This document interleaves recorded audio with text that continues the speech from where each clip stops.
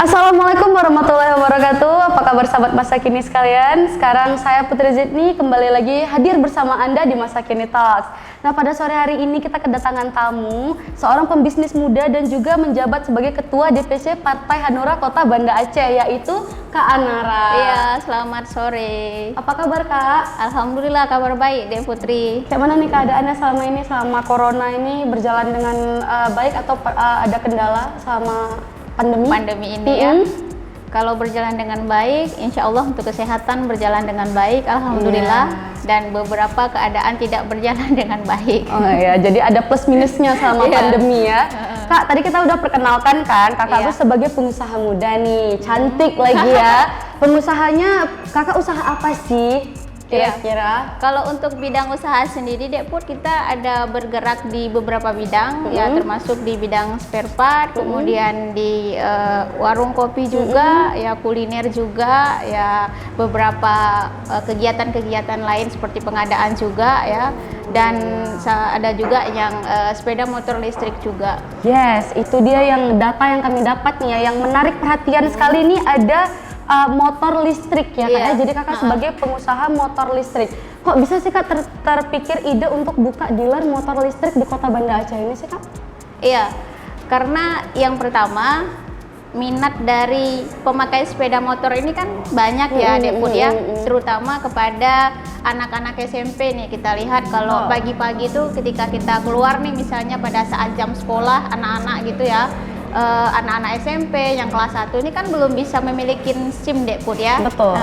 Jadi kita inisiatif kita bagaimana juga mereka juga bisa terpenuhi keinginannya, dan pastinya sepeda motor listrik ini juga aman gitu, sama seperti sepeda gitu. Wah, ini terbantu sekali ya bagi para orang tua ya, yang mungkin punya kesibukan lain gitu ya kok.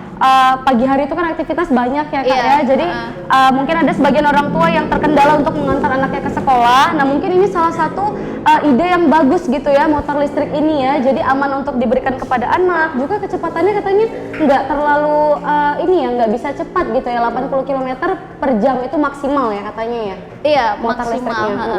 Jadi nggak bahaya juga buat anak-anak gitu. Tapi ada batas usia Kak untuk pemakaian motor listrik ini?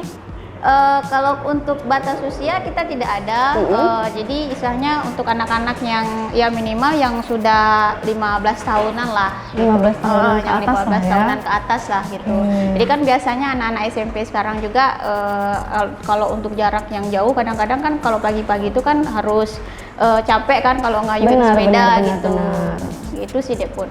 Terus Kak, di tengah kesibukan yang sangat padat nih ya, kakak juga kan menjabat sebagai Ketua DPC Partai Hanura ya, pastinya banyak dong jadwal-jadwal yang harus dihadiri mungkin ya, ditambah juga bisnis kakak yang lumayan banyak nih. Di masa pandemi ini gimana sih Kak omset penjualan dari bisnis-bisnis kakak ini? Ya, kalau untuk omset penjualan sendiri pastinya di saat pandemi ini seperti yang tadi saya sampaikan Put ya, banyak yang berjalan tidak lancar gitu.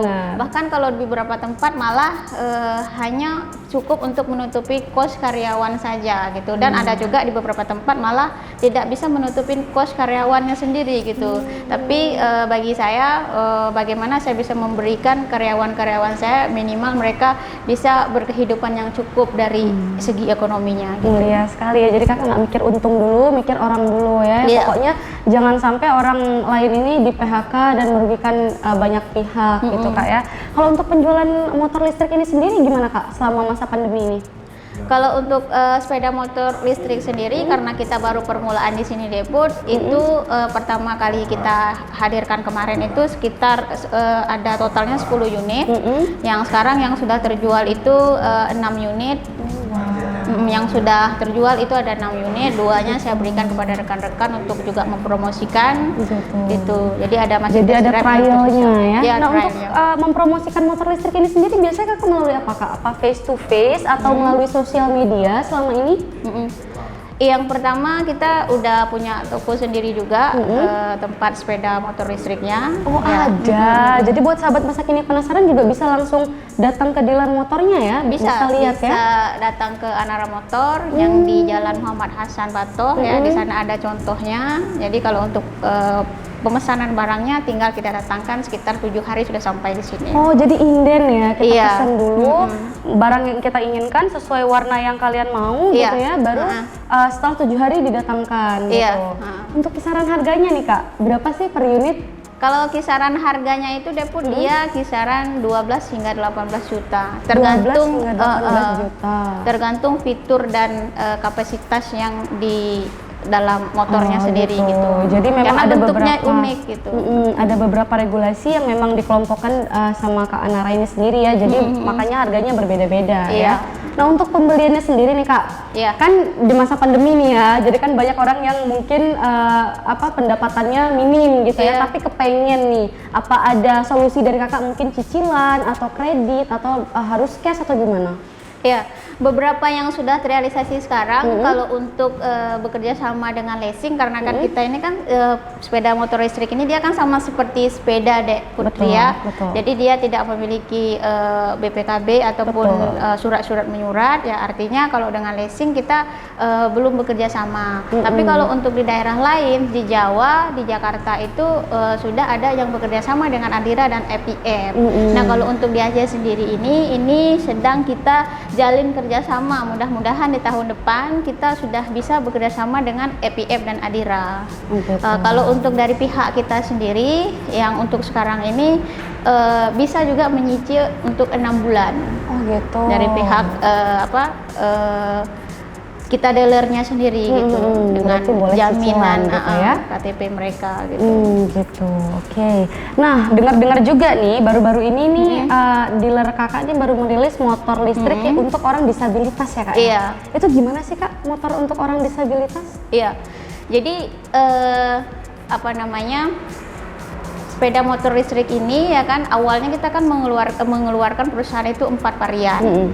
Nah, jadi karena melihat kebutuhan yang di pasar, salah satunya disabilitas ya kan, bagaimana para kawan-kawan dan teman-teman penyandang disabilitas juga bisa mandiri gitu. Jadi dengan roda 3 tanpa bantuan dan merepotkan orang lain, mereka juga bisa beraktivitas seperti kita-kita yang normal ini gitu Depot. Gitu ya.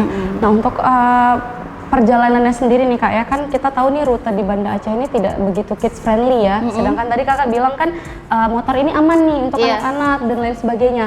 Nah, kalau untuk di jalanan itu sendiri kakak udah yakin atau pastikan gitu betul-betul motor ini tuh bisa dilaunchingkan dan bisa dipakai untuk orang disabilitas dan juga anak-anak, karena kita tahu kan di jalan lintas Banda Aceh ini lumayan bahaya ya kalau untuk anak-anak ya. Itu gimana tuh solusinya kak dari kakak?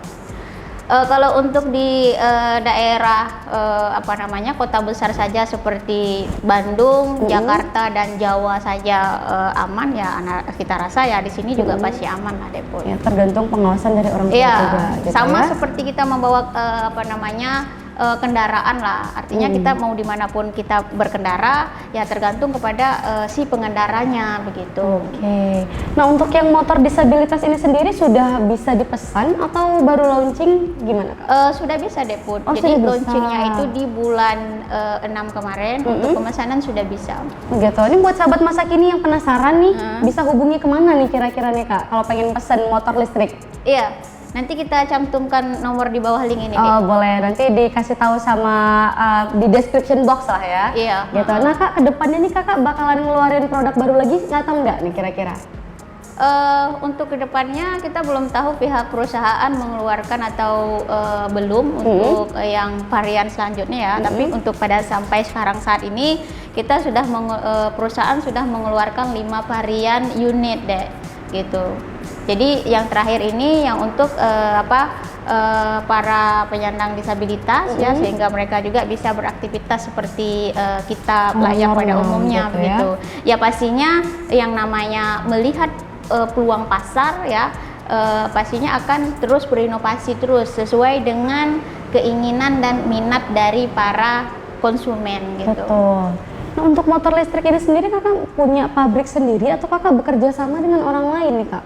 Iya, kita bekerja sama dengan pabrik rekan-rekan kita yang di Jakarta. Oh gitu, jadi bukan pabrik yang kakak punya sendiri tapi kerjasama sama orang lain gitu iya. ya. Jadi kan pabriknya itu kan pabrik dari pabrik besar yang sudah lama berdiri di Jakarta. Oh, jadi gitu. Karena inovasi saat ini kita melihat kan sekarang ini banyak nih Dek Put ya, dari beralihan inovasi-inovasi sekarang ya. Betul. Sama seperti pengeluaran mobil listrik. Nah, sekarang ada sepeda motor listrik. Nah, di sini kan kita melihat bagaimana ke depan orang-orang akan beralih kepada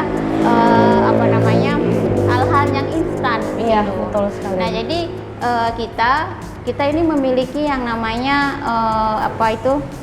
semacam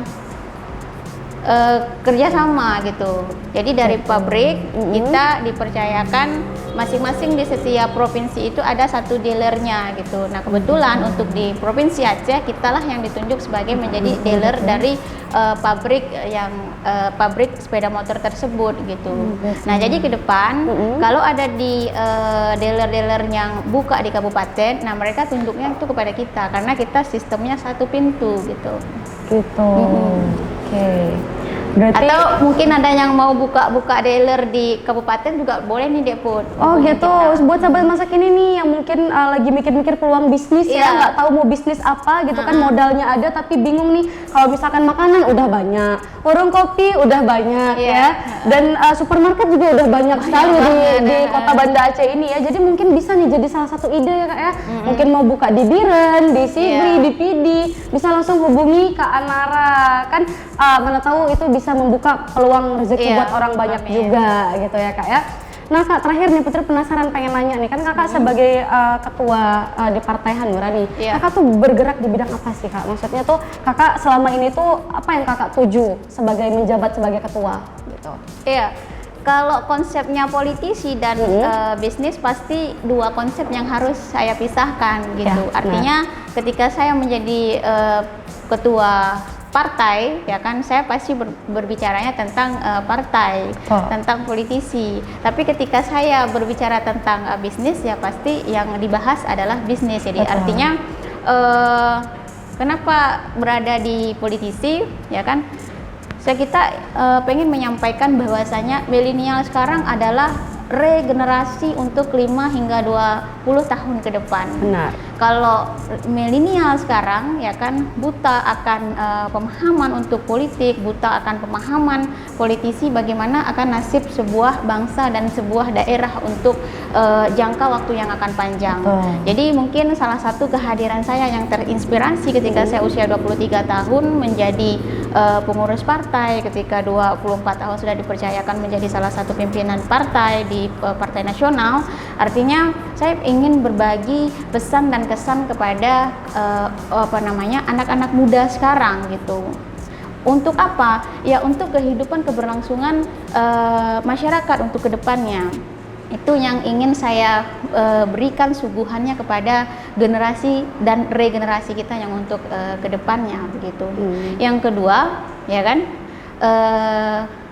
beralih kepada konsep bisnis Dek Putri, ya kan.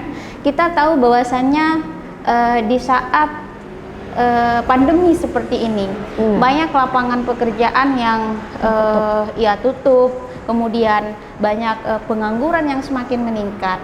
Artinya kalau kita bermental semua dari milenial kita ini bagaimana untuk mencari pekerjaan, artinya itu akan menambah semakin menumpuknya lapangan pekerjaan itu gitu.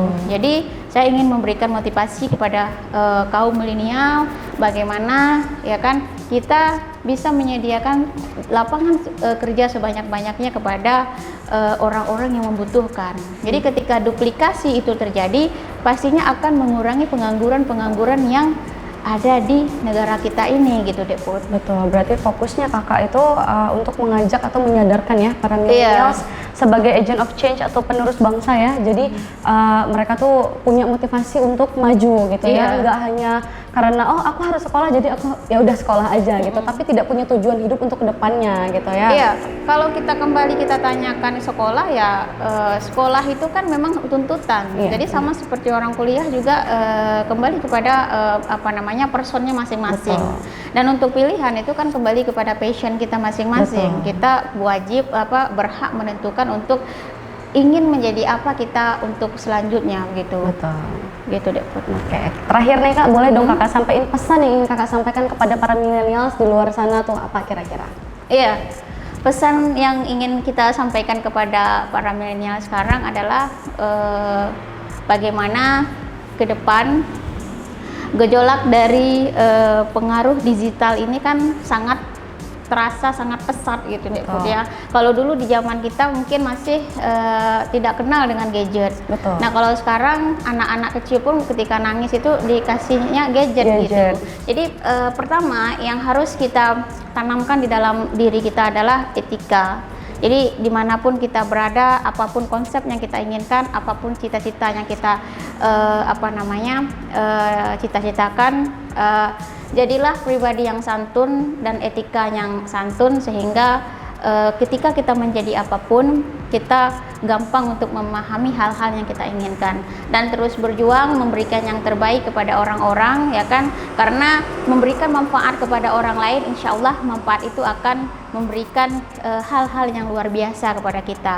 Yang terakhir, salah satu yang saya yakini dari proses perjalanan kehidupan saya sampai dengan hari ini adalah berbaiklah kepada niat dan tujuan, karena ketika niat kita baik, tujuan kita baik, insya Allah alam pun ikut bersahabat merealisasikan apa yang kita inginkan dan kita impikan. Baik, terima kasih banyak Kak Anara sudah menyempatkan waktunya untuk hadir di sini dan berbincang singkat dengan kita semua di sini ya. Sahabat Masa Kini, berakhirlah Masa Kini Talks kali ini. Nantikan segmen selanjutnya. Saya Putri Zidni pamit undur diri. Assalamualaikum warahmatullahi wabarakatuh.